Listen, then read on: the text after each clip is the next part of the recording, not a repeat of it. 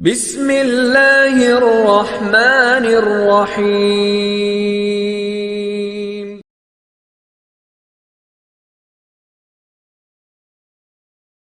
بسم اللہ الرحمن الرحیم۔ حضرت ابو ہریرہ رضی اللہ تعالیٰ عنہ سے روایت ہے کہ رسول کریم صلی اللہ تعالیٰ علیہ وسلم نے فرمایا کہ بنی اسرائیل کے ایک آدمی نے دل ہی دل میں کہا کہ میں آج ضرور مالی صدقہ کروں گا۔ چنانچہ وہ اپنا صدقے کا مال لے کر نکلا تو وہ صدقے کا مال اس نے کسی چور کے ہاتھ میں پکڑا دیا۔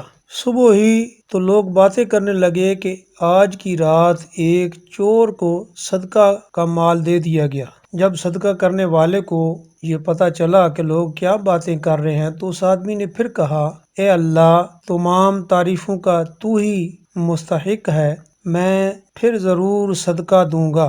چنانچہ اس نے پھر اپنے مال سے صدقہ نکالا اور پوشیدہ طور پر کسی زانیہ عورت کے ہاتھ میں وہ صدقے کا مال تھما دیا۔ صبح کو پھر لوگ آپس میں باتیں کرنے لگے کہ آج کی رات ایک زانیہ عورت کو صدقہ کا مال دے دیا گیا ہے۔ اس شخص کو جب معلوم ہوا تو اس نے پھر کہا، اے اللہ، تمام تعریفیں تیرے ہی لیے ہیں، ایک زانیہ عورت کو صدقہ کرنے پر میں پھر ضرور صدقہ کروں گا۔ چنانچہ اس نے پھر صدقہ دیا اور اب وہ صدقے کا مال کسی مالدار کے ہاتھ میں پکڑا دیا۔ جب صبح ہوئی تو لوگ آپس میں پھر باتیں کرنے لگے کہ آج کی رات ایک مالدار شخص کو صدقہ دے دیا گیا۔ اس آدمی تک جب یہ باتیں پہنچی تو اس نے کہا، اے اللہ، تمام تعریفیں تیرے ہی لیے ہیں، ایک چور اور ایک زانیہ اور ایک مالدار شخص کو صدقہ کرنے پر۔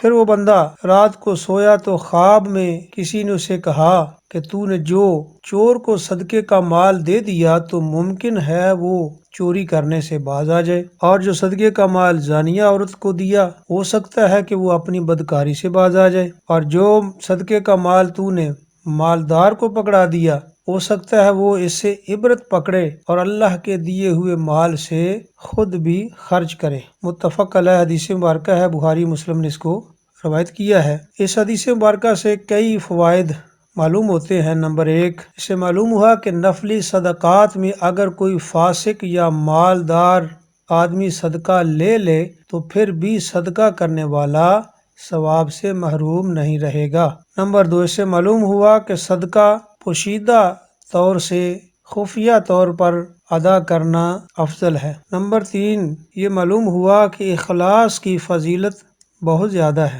نمبر 4، اس سے ایک فائدہ یہ بھی معلوم ہوا، اگر غیر مستحق آدمی کو صدقہ کا مال مل جائے تو دوبارہ صدقہ کرنا مستحب ہے، کیونکہ حکم ظاہر حال پر لگتا ہے۔ نمبر 6، اس حدیث مبارکہ سے یہ معلوم ہوا کہ قضاء و تقدیر پر راضی رہنا باعث فضیلت و برکت ہے، اور ناخوش ہونا یہ اچھا نہیں ہے، یہ مذموم ہے۔ اور نمبر 7 پہ یہ بھی معلوم ہوا کہ سچے خواب مبشرات کا حصہ ہیں، جو حدیث مبارکہ کی روح سے نبوت کا 40واں حصہ ہے۔ اگر ویڈیو اچھی لگے، پسند آئے تو ویڈیو کو لائک اور شیئر کر دیں، اور چینل کو اگر سبسکرائب نہیں کیا تو سبسکرائب بھی کر دیں۔ جزاک اللہ۔